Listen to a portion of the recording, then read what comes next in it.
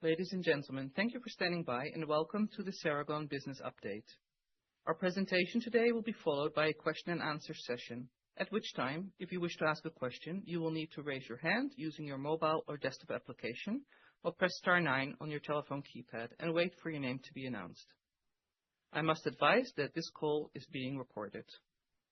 I now would like to hand over the call to our first speaker, Rob Fink, Head of Investor Relations. Rob, please go ahead. Thank you, operator. Before we begin today, please note that today's discussion includes forward-looking statements within the meaning of the Securities Act of 1933 as amended, the Securities Exchange Act of 1934 as amended, and the Safe Harbor provisions of the Private Securities Litigation Reform Act of 1995. These statements include, among other things, projected financial performance, future initiatives, business outlook, development efforts, anticipated results, timelines, and other matters. Forward-looking statements are based on current expectations and assumptions and involve risks and uncertainties that could cause actual results to differ materially.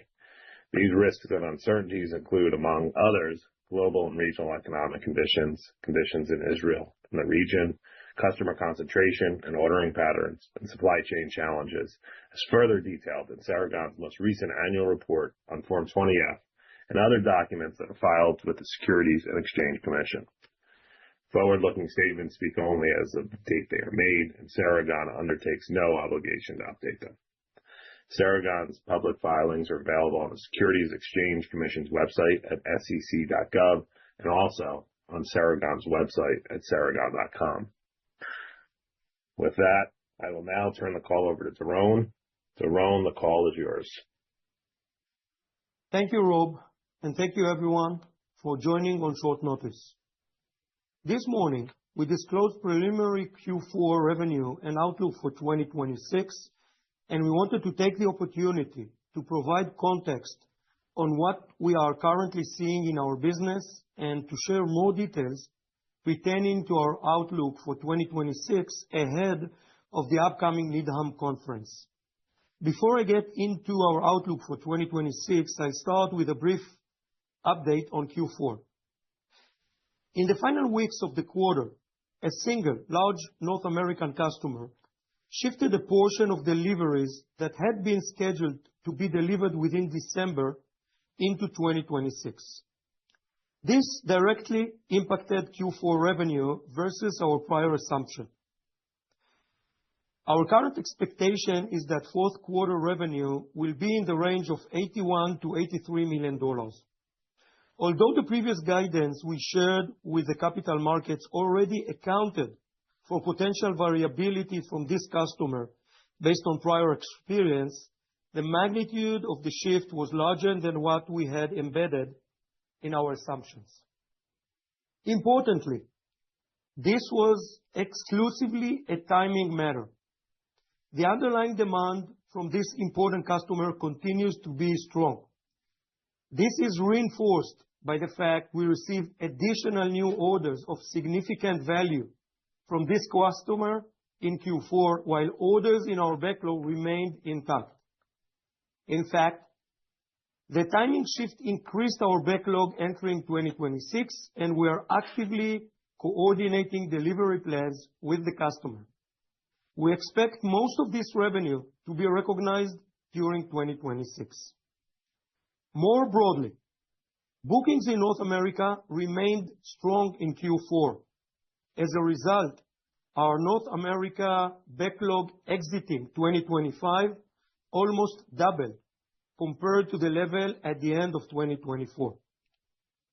In general, in Q4, we continued making progress in expanding our presence with private networks, increasing our penetration within existing CSP customers, and strengthening our position with new customers globally, including opportunities beyond our historical focus areas.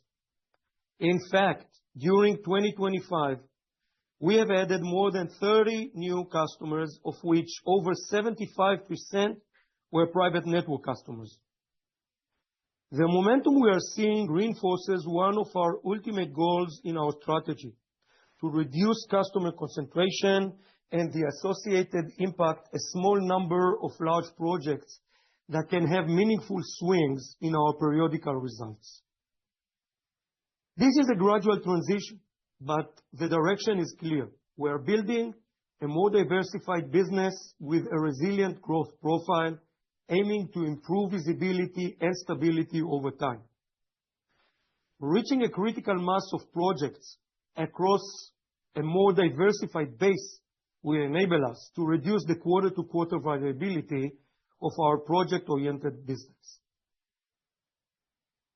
Turning to full year 2026, we expect revenue to be in the range of $355 million-$385 million. Our revenue assumption is based on the conversion of the delayed deliveries from Q4, as well as the following conditions. In North America, we enter 2026 with a strong backlog and continue to make progress across both CSPs and private networks. Currently, we have multiple opportunities in advanced stages, and we anticipate converting them into new business in 2026. In India, we start 2026 with an annual revenue run rate of approximately $100 million, primarily driven by two main customers. We do see other opportunities to expand within these two customers, which would slightly increase our annual run rate. This incremental revenue is included in the low end of our guidance. Since we are optimistic about winning a significant portion of other customers' RFPs that are expected to be awarded in India in the first half of 2026, we believe that India can contribute to more meaningful growth with such wins. For the rest of the world, we're assuming a measured recovery in other regions. Timing of closure and execution of multiple opportunities can work both for us as well as against us, but we remain optimistic and are becoming more confident in our strategy.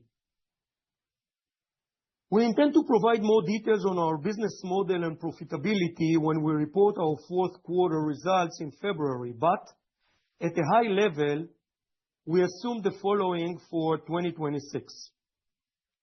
Additional improvement of approximately 1 percentage point in our gross margin at the midpoint of our revenue range for the full year, primarily driven by improved revenue mix between North America and India, as well as additional cost reduction initiatives we are working on. On the OpEx side, the impact of the Israeli shekel exchange rate is expected to represent an approximate $5 million headwind should it remain similar to the average levels we have seen in recent months. In general, we continue to invest in R&D and in sales and marketing based on the momentum we see in the market. We intend to launch 4 new products in 2026 and expect initial revenue from some of them this year. All of the product introductions are driven by specific demand we have recently seen in the addressable market and are critical to our future growth as they are expected to be ahead of the competition and enable us to win evolving new use cases. On the sales and marketing front, we have increased our investment, predominantly in regions where we see more growth opportunities. A significant portion of this increase is in variable compensation and therefore will be results driven. All in all, we expect our non-GAAP operating margin to be between 6.5% to 7.5% at midpoint of the revenue range, or at 8% to 9%, excluding the assumed Israeli shekel exchange rate impact.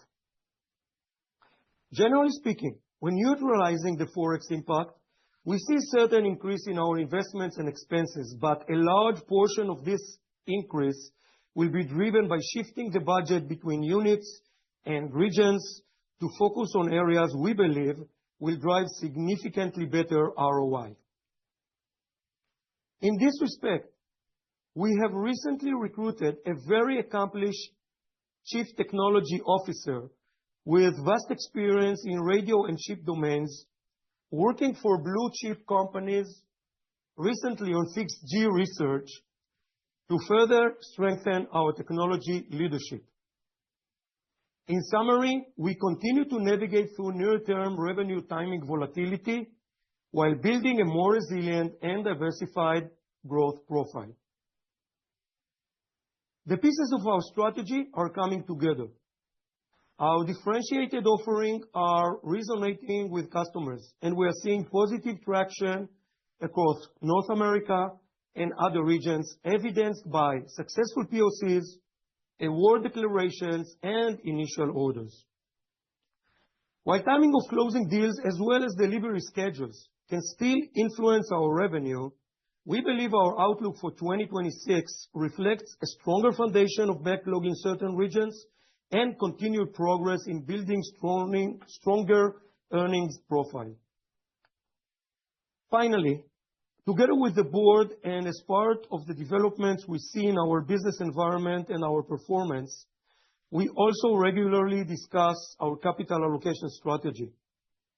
We intend to remain disciplined in our approach, prioritizing investments to accelerate the transformation I have discussed. At the same time, we continue to evaluate return on capital to shareholders and inorganic growth opportunities. With that, I'd like to open the call for questions. To ask a question, please raise your hand using your mobile or desktop application, or press star 9 on your telephone keypad and wait for your name to be announced.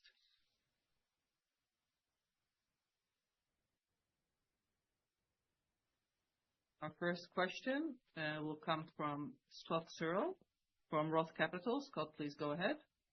Hey, good morning, good afternoon. Thanks for taking the questions and thanks for hosting the call. Doron, maybe just to start off, could you talk a little bit about immediate seasonality as we're going into the first quarter and first half of the year? It sounds like there's certainly a lot of positive elements that are going on, certainly, to the upper end of the range.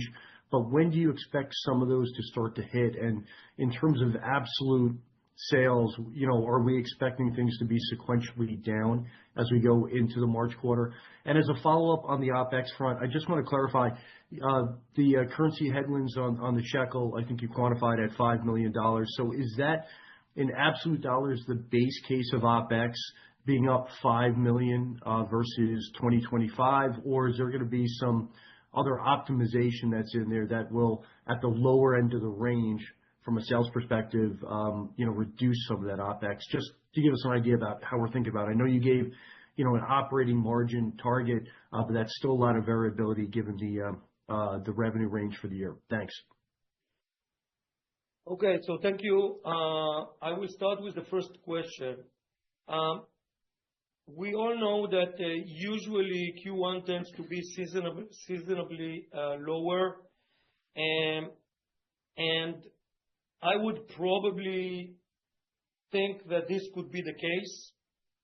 I must tell you that with the large backlog we have in North America and with the other behavior of certain big customers, I don't think it will be prudent enough to give you a trend. Things might continue slipping in between quarters, and therefore, the bottom line is that I think we should account for certain seasonality, but it's very hard for me at this point to be more precise in this respect. As to the second question, first of all, the $5 million is an assumption, or not assumption, it's the analysis that is relevant to a full year as compared to 2025. And it means that obviously it goes both to the low end and also to the high end of the range.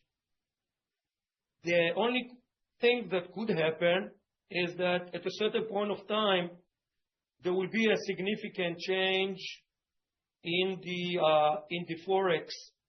And based on our current policy, it could create some sort of an upside. At the same token, we see that the recent shekel is even slightly stronger.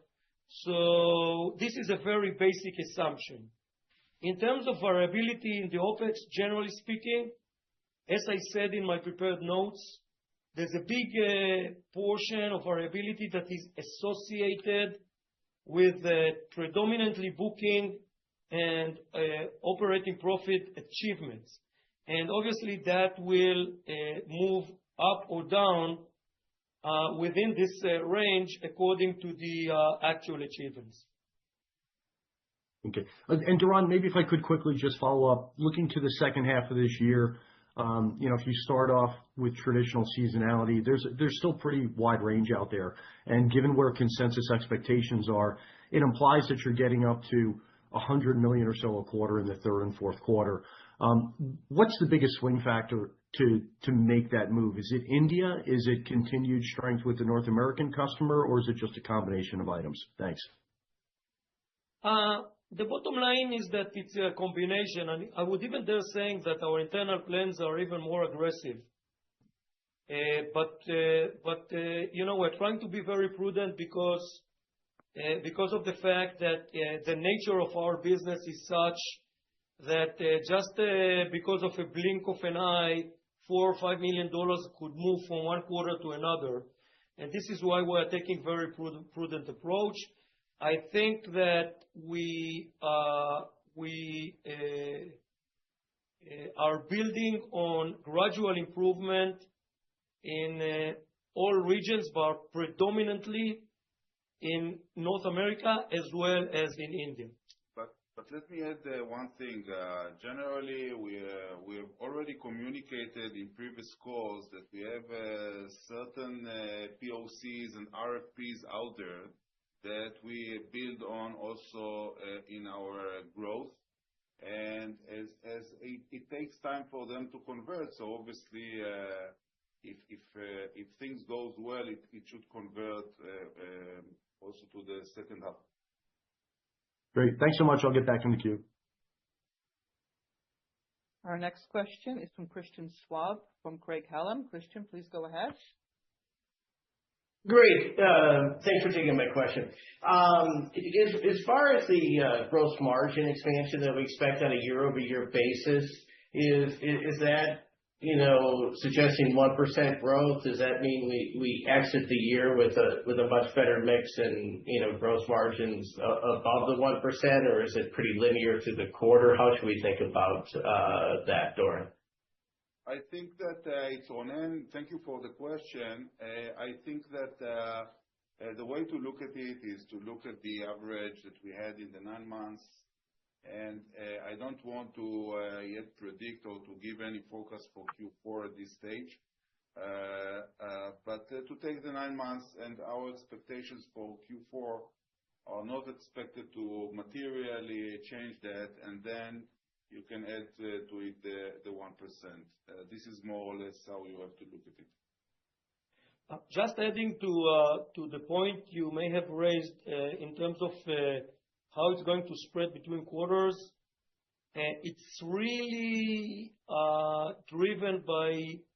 predominantly driven by 2 factors: the revenue level and the split between North America and India in terms of contribution to the revenue.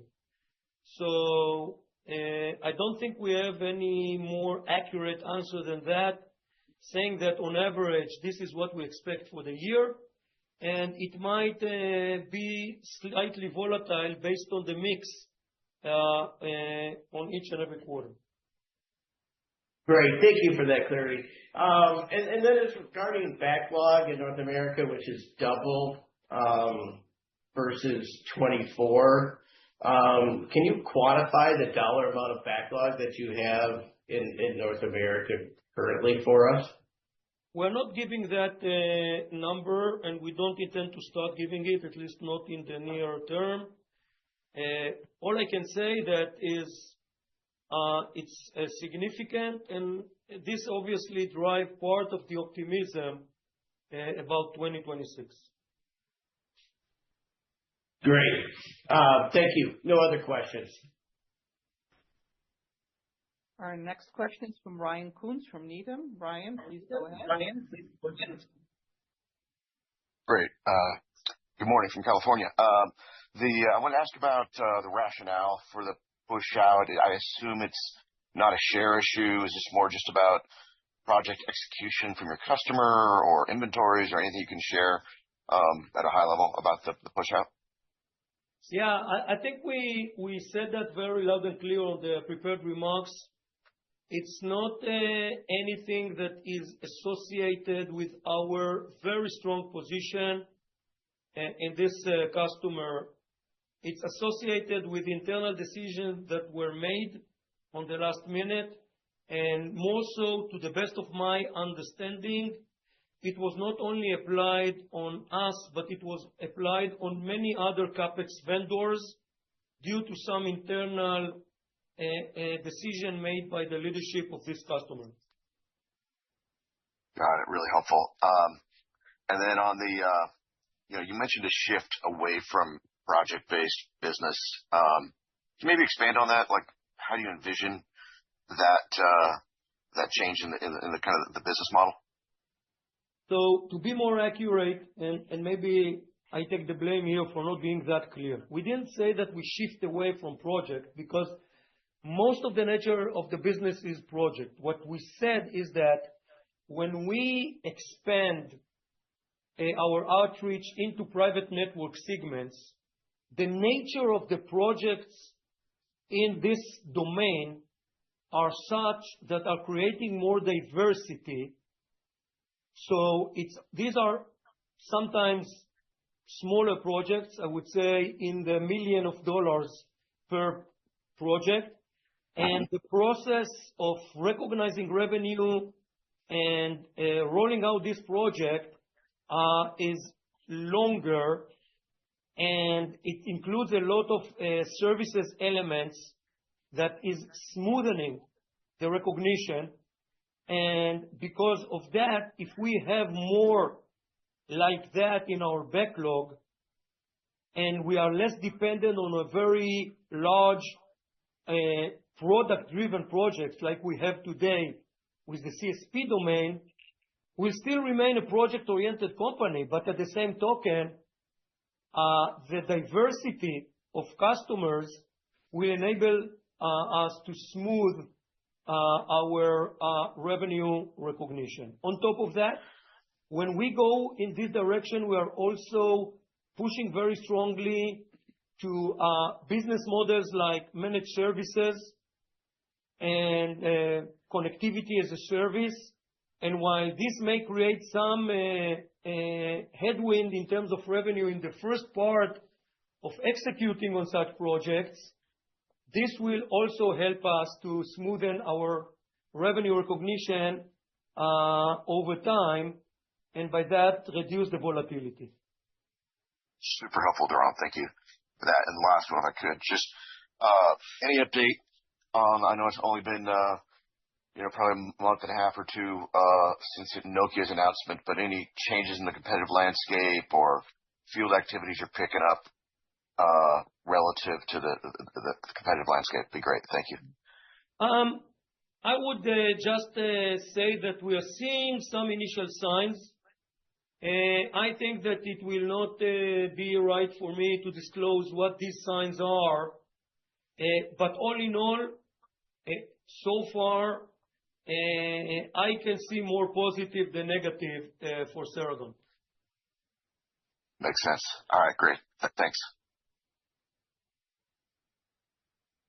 Our next question is from Gunther Kager. Gunther, please go ahead. You can unmute.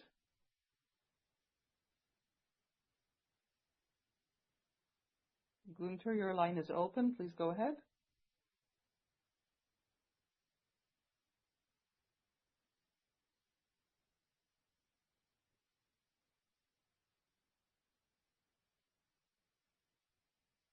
Okay. Doron, we have no further questions. I'd like to hand the call back to you. Thank you everyone for joining on such a short notice, and hope to see many of you in the Needham conference. Thank you so much.